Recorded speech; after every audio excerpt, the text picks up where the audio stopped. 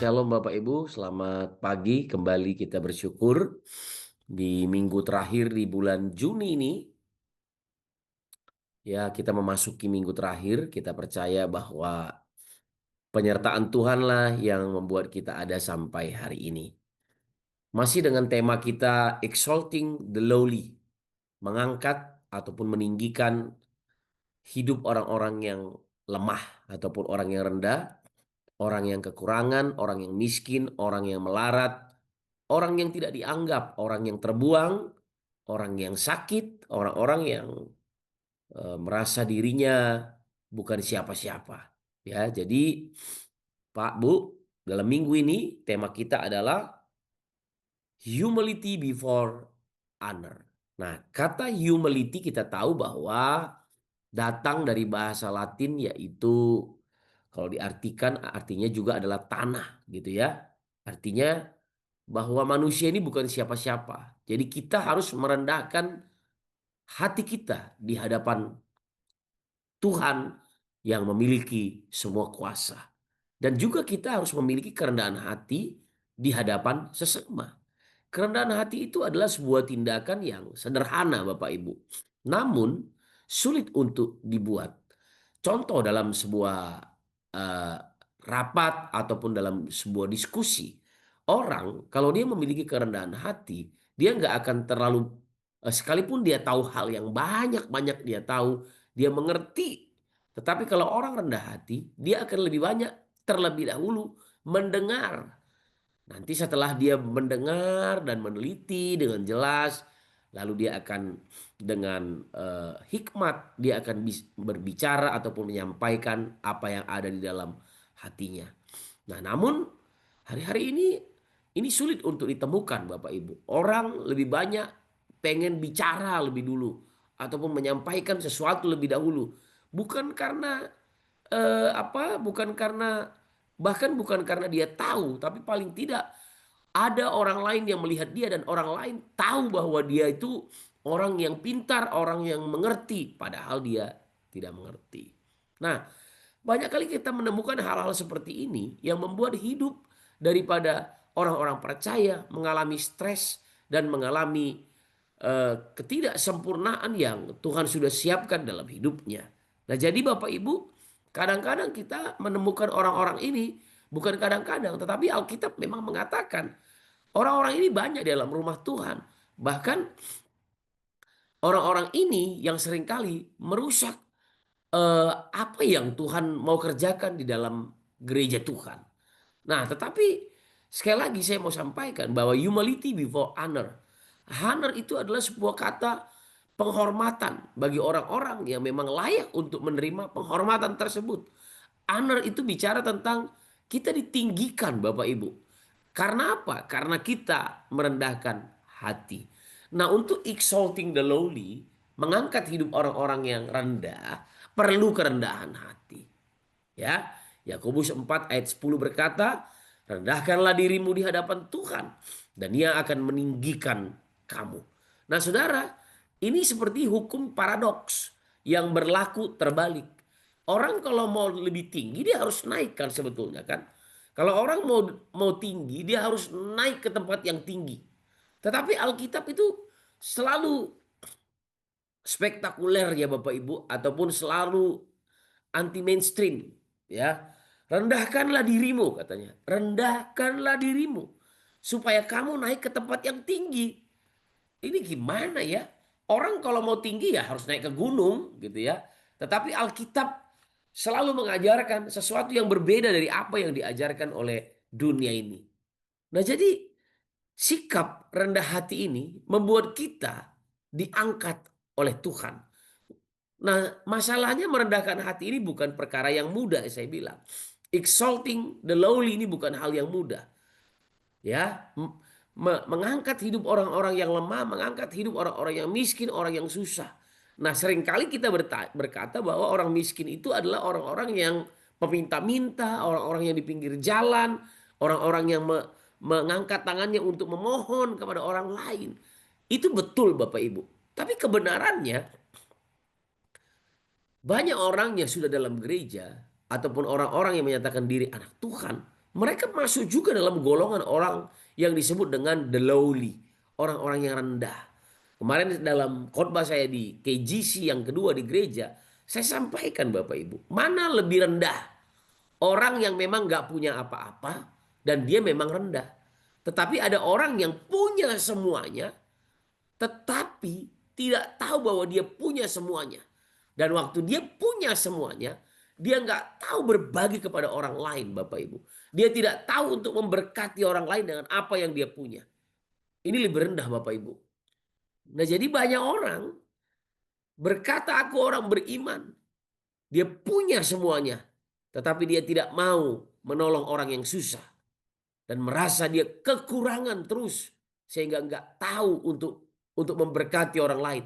Ini lebih rendah daripada orang yang realita hidupnya rendah, Bapak Ibu. Nah, jadi ayo kita lihat Tuhan itu mau kita merendahkan diri kita di hadapan Dia dan Dia akan meninggikan kita. Katakan amin, Bapak Ibu. Nah, kita lihat beberapa hal hari ini. Humility before honor.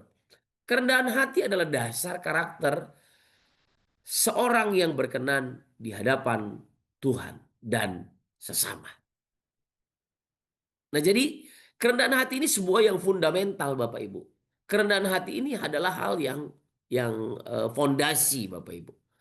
Kita lihat bahwa orang mendapatkan hadiah Nobel, mendapatkan penghargaan, bukan karena apa yang dia terima, tetapi karena apa yang dia korbankan dan apa yang dia berikan. Nah, ini sebetulnya Bapak Ibu prinsip salib, ya. Merendahkan hati. Ini yang Yesus lakukan dalam Filipi pasal yang kedua. Ini yang diberitakan dalam Filipi pasal yang kedua, bahwa Yesus merendahkan hatinya, merendahkan dirinya. Ya, jadi kerendahan hati adalah dasar hal yang fundamental, dasar karakter seorang yang berkenan di hadapan Tuhan dan sesama. Nanti di breakout room kita cek hati kita. Apakah kita orang yang tahu merendahkan hati? Ya. Nah, Amsal 15 ayat 33 berkata, takut akan Tuhan adalah didikan yang mendatangkan hikmat. Ya, sebentar. Yang mendatangkan hikmat dan kerendahan hati mendahului kehormatan. Ya, saya ulangi. Takut akan Tuhan adalah didikan yang mendatangkan hikmat. Takut di sini bukan bicara tentang ketakutan, Bapak Ibu. Tapi takut di sini adalah bicara menaruh Tuhan di tempat yang paling tinggi dalam hidup kita. Ya, dan kerendahan hati mendahului kehormatan. Saudara, Bapak Ibu, saya mau bilang gini, orang kalau nggak menghormati seseorang, dia nggak akan takut sama orang tersebut. Ya, tapi ketika kita tahu memberi hormat kepada seseorang, maka kita memiliki rasa takut. Yang saya bilang tadi bukan ketakutan, tetapi memiliki kata segan, kemudian juga respect, Bapak Ibu, ya. Menaruh seseorang di tempat yang tinggi di dalam pikiran dan hati kita dan dalam perlakuan kita. Nah, jadi firman Tuhan berkata, kerendahan hati mendahului kehormatan. Humility before honor. Ya. Amsal 18 ayat 22 juga berkata, tinggi hati mendahului kehancuran, tetapi kerendahan hati mendahului kehormatan. Saudara, kita lihat hidup kita hari ini. Kenapa kita nggak pernah maju? Kenapa kita mengalami hal-hal yang tidak kita inginkan? Sebetulnya sederhana sekali, Tuhan bilang. Tinggi hati itu mendahului kehancuran. Sombong itu akan menghancurkan hidup kita, Bapak Ibu. Sombong itu akan menghancurkan pekerjaanmu. Sombong itu akan menghancurkan pelayananmu. Sombong itu akan menghancurkan rumah tanggamu, Bapak Ibu. Sombong juga menghancurkan gaya hidupmu, Bapak Ibu. Nah, jadi jangan tinggi hati, karena tinggi hati mendahului kehancuran. Tetapi firman Tuhan bilang gini. Artinya gini, begitu keluar kata tetapi, berarti dinolkan semua nih kehancuran ini. Kerendahan hati mendahului kehormatan. Humility before honor. Amin, Bapak Ibu. Kerendahan hati mendahului kehormatan. Nah, masalahnya kan kita nggak tahu bagaimana cara kita mau merendahkan hati ya untuk melayani orang-orang miskin, orang-orang yang susah, orang-orang yang terbuang. Saudara, untuk mencari the lowly, nggak usah jauh-jauh di gereja, di samping kiri kananmu, waktu kamu beribadah hari Minggu ataupun di komsel, kita menemukan orang-orang yang lowly. Ya, jadi kerendahan hati adalah wujud nyata dari ketaatan kepada Tuhan yang menjadi fondasi untuk menerima kasih karunia Tuhan.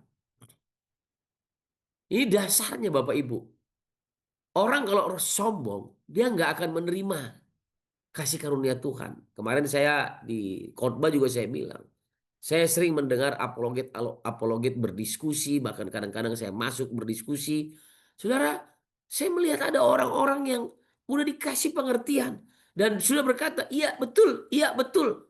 Tapi saya nggak bisa terima. Saudara, ini dibutuhkan kerendahan hati. Saya ulangi ya, saya ulangi.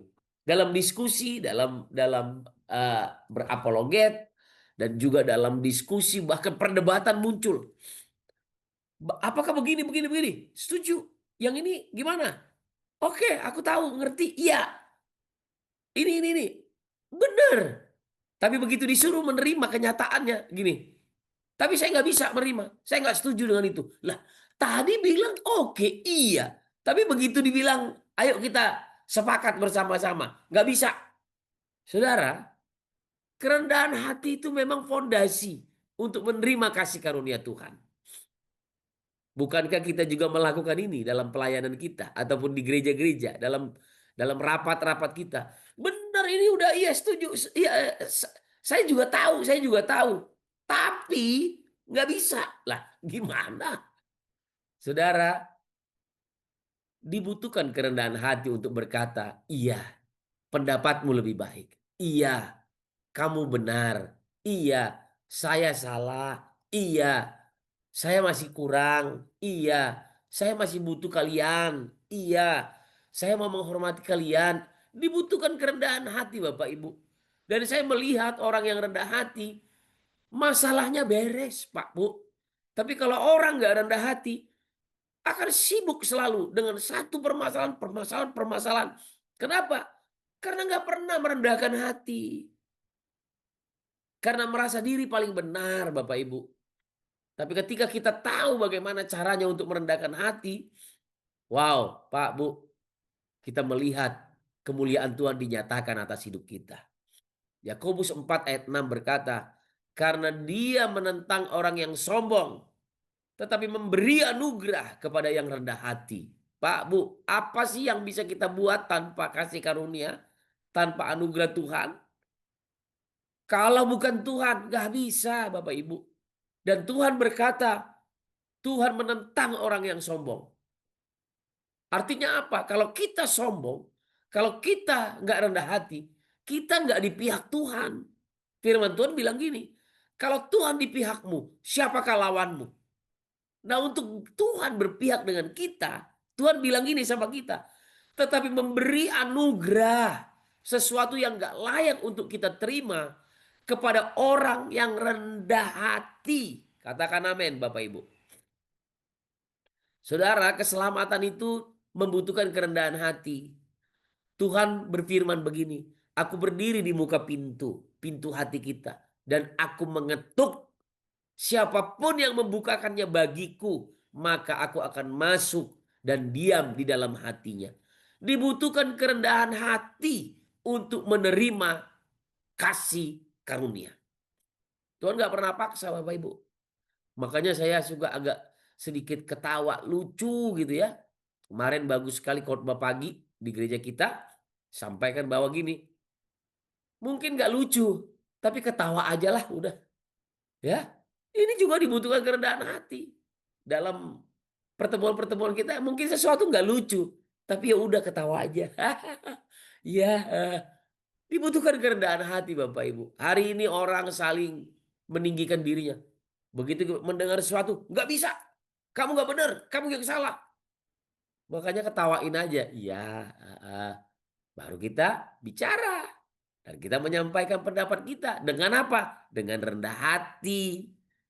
Dan Tuhan bilang gini, memberi katanya. Dia memberi anugerah kepada orang yang rendah hati, bukan kepada orang yang sombong. Justru Tuhan menentang orang yang sombong. Pak, Bu, KGP, jangan sombong ya. Mau keluargamu berdamai? Jangan sombong. Ibu-ibu jangan sombong. Ya, bapak-bapak nggak boleh sombong. Hati-hati. Anak-anak muda jangan sombong. Ada orang muda berpikir mungkin, aku kan masih muda. Nanti aja cari Tuhan, tenang. Umurku masih panjang. Tuhan bilang apa? Tuhan menentang orang yang sombong. Tapi memberi anugerah kepada orang yang rendah hati. Katakan amin Bapak Ibu. Ya, sekarang dengan cepat saya sampaikan beberapa hal ya untuk kita bisa mengerti. Kerendahan hati adalah sikap hati yang tunduk sepenuhnya kepada Tuhan tanpa mencari kemuliaan atau pujian untuk diri sendiri. Nah, sikap ini Bapak Ibu melibatkan yang pertama, pengakuan jujur atas keterbatasan kita sebagai manusia. Ya, pengakuan jujur atas keterbatasan kita sebagai manusia. Saya sudah khotbahkan ini di awal bulan bahwa kita ini cuma punya waktu nggak banyak Bapak Ibu. Ya, kita ini disebut waktunya kronos 1 kali 24 jam. Tapi Tuhan kita, Yesus kita, Allah kita, dia punya waktu kurios dari kekal sampai kekal. Kita menyadari keterbatasan kita dan menaruh keterbatasan kita itu dalam waktunya Tuhan, dalam kuriosnya Tuhan. Sehingga kita bisa bernyanyi, waktu Tuhan pasti yang terbaik, walau kadang tak mudah dimengerti. Kadang-kadang Bapak Ibu bukan hanya nggak mudah dimengerti, kadang-kadang kita nggak ngerti. Bahkan seringkali kita nggak ngerti, tapi kita menyerahkan kepada Tuhan. Kadang-kadang banyak pertanyaan di hidup kita yang nggak bisa kita jawab. Tapi kita sudah mendengar firman di KGP, di gereja. Kalau pertanyaanmu nggak pernah ada jawabannya, jangan ngotot cari jawaban. Tapi apa? Hapus pertanyaannya. Biarkan Tuhan yang mengerjakannya untuk hidupmu. Katakan amin.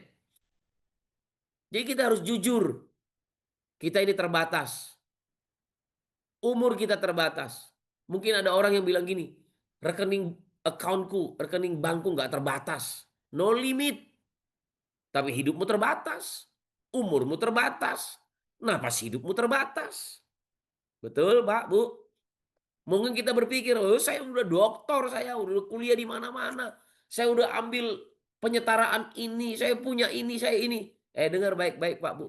Pikiranmu terbatas. Makanya Tuhan bilang sama kita, belajarlah dari semut. Ya, kita ini disuruh belajar sama semut loh sama Tuhan. Kita ini terbatas. Itu kenapa? Saking terbatasnya kita. Ya, jadi kita harus mengaku jujur keterbatasan kita.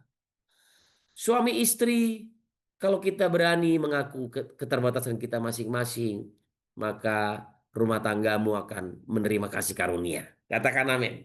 Ya, kalau cekcok di dalam rumah tangga, terjadi perselisihan, ada hal yang nggak pernah nyambung-nyambung, kayaknya nggak bisa, nggak bisa. Itu makanya kan gitu kan. Waduh, saudara, Bapak, Ibu, akui keterbatasanmu. Ya, ketika engkau mengakui keterbatasan, maka kasih karunia Tuhan turun. Yang kedua, kesadaran bahwa kita sepenuhnya bergantung pada kasih karunia dan kuasa Tuhan. Supaya kuasa Tuhan dinyatakan, ini perlu. Jadi kerendahan hati itu melibatkan hal-hal ini, Bapak Ibu. Ya, nanti di-sharingkan di breakout room hal-hal ini ya, 3 hal ini. Komitmen untuk mengutamakan kehendaknya di atas keinginan pribadi. Ah, ini yang paling sering sulit untuk kita lakukan. Komitmen ya, kata kuncinya di sini komitmen ya untuk mengutamakan kehendak Tuhan di atas keinginan pribadi. Komitmen itu artinya membuat keputusan, berjanji, dan melakukan. Tapi seringkali kita ingkar janji, ya.